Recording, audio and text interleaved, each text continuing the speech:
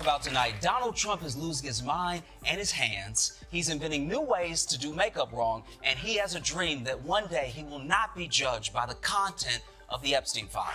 Let's kick things off with distractions, what it looks like when they're fed to the media and what it looks like when they don't work. Because right now, Donald Trump is desperate to move on from the Epstein files, but the story is only building. There's something artful about how calmly Josh Johnson narrates chaos. No shouting, just pointing to the blinking neon.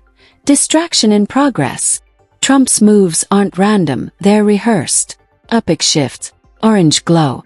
Storms synced with subpoenas. Josh doesn't mock the playbook. He shows you the worn pages. Real power isn't creating distractions. It's making people argue if it's a distraction at all. But while we wait to see if Ghislaine survives this interview, Trump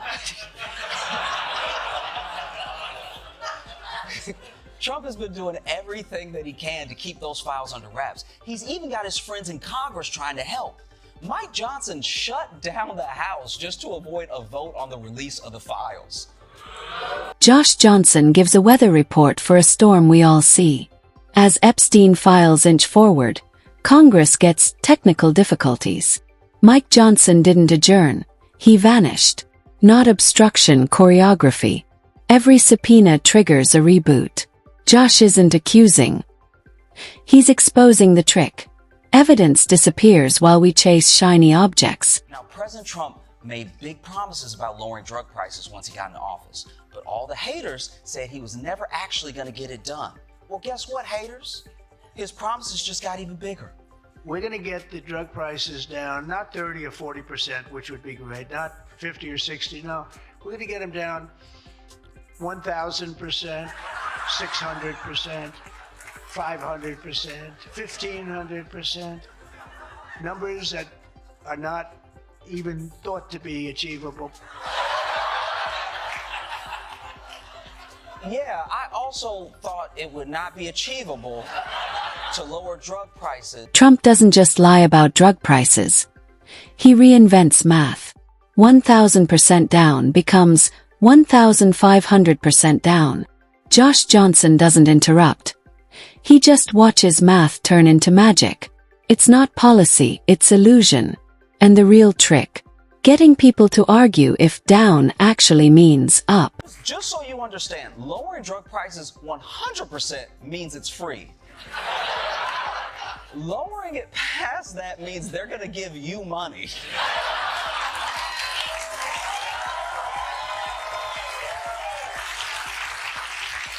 Like, next year's Forbes billionaires list is just going to be a bunch of dudes with leukemia. Okay?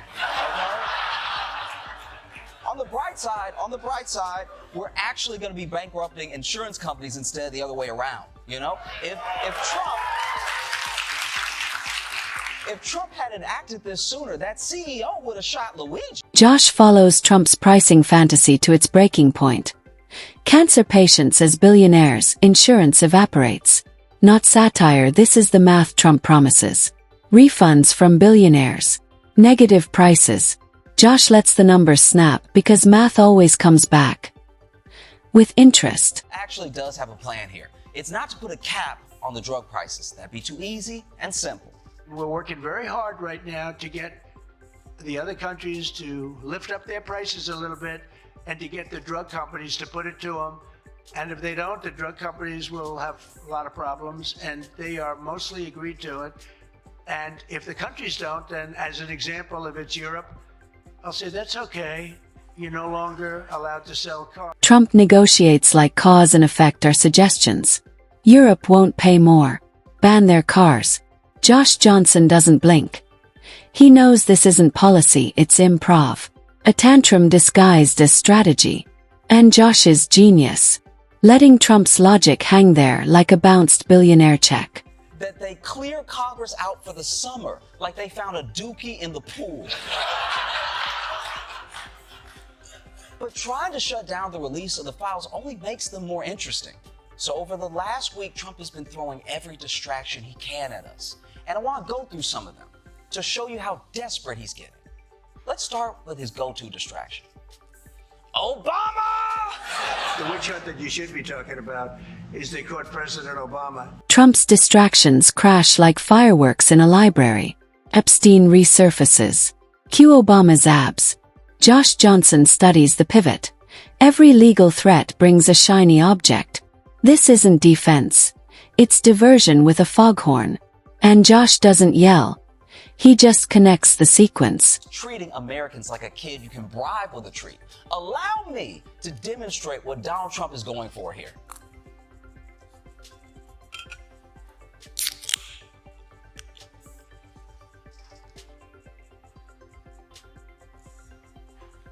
I don't care about pedophilia anymore. The punchlines land because they're accurate.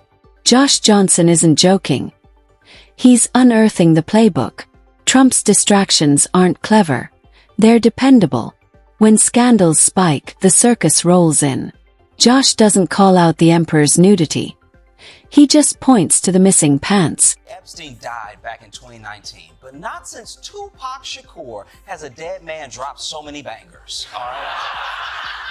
Yesterday, video of the government questioning him back in 2010 started making the rounds, and you'll never guess whose name came up. Go ahead, guess. Have you ever socialized with Donald Trump in the presence of females under the age of 18? Some names won't stay buried. Josh Johnson knows the power isn't in new info. It's in the facts that won't die.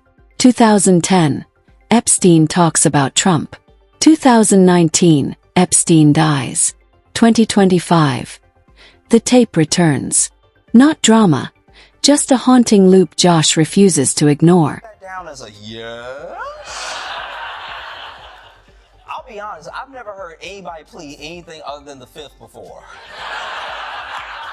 But this guy's so guilty, he's calling out every amendment he can think of. Like, no, what's the one with the women voting? 19, throw that in too.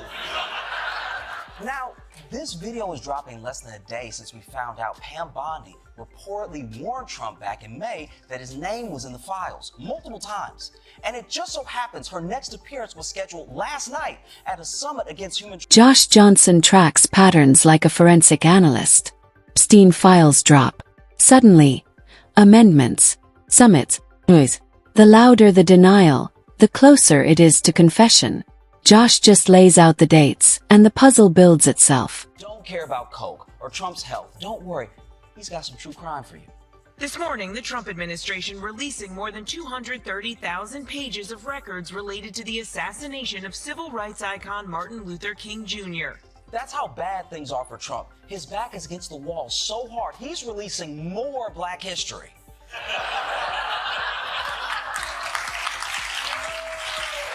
This might be the worst distraction because all he did was remind us that he can declassify thousands of secret files, and people noticed.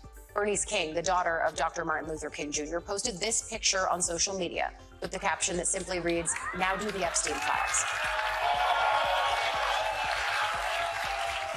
Timing is everything. Suddenly, 230,000 MLK files are released. Right as Epstein news breaks. Not history. Diversion. Josh Johnson spots it instantly. And Bernice King's words slice through the smokescreen. Now do the Epstein files. To Epstein in Florida, that Epstein had to knock on his door and let him know he was on the sex offender registry. Like, that's how close they lived together. He knocked on the door, was like, "Hi, the court has ordered me to notify you that I'm in the area. I have been convicted of a few crimes, and I left my suit jacket over here last night, so..." That's great. Sometimes the story knocks on your door. Josh Johnson recounts Epstein notifying Trump. Not to explain, just to legally check a box. Not guilt. Just normalized proximity. Josh doesn't embellish. He just shows how routine hides rot. We are doing tariffs? Damn right we are. I ain't scared of shit. Not even more expensive housing? Tariffs are off. Okay, but that will increase the trade deficit. On again. Well, what about the price of breakfast? Off in the morning, on at night. But Canada is retaliating. Off with Canada, on with China. We'll go to war with China. I don't give a Josh, China has nukes. No tariffs on China. Trump's trade policy is a pinball machine. Tariffs on, off, on again depending on cereal prices and nukes. Josh Johnson doesn't even need commentary. He just highlights the chaos. Because this isn't leadership. It's flipping switches until something burns out. So many people that came out and they were like, look, what the whole reason that we joined this MAGA movement, the whole reason that we thought Trump being in office was a good thing is because it would mean more good jobs for Americans. And look, if you genuinely believed that, then I don't. Yeah, I mean, no, I'm not being a. I'm saying, like, if you. That pause. That stammer. That's where Josh Johnson finds truth. These aren't punchlines, they're reflections. Voters who traded logic for identity. Josh doesn't dunk. He lets silence speak. If you've ever wondered why the math never worked, this is your mirror.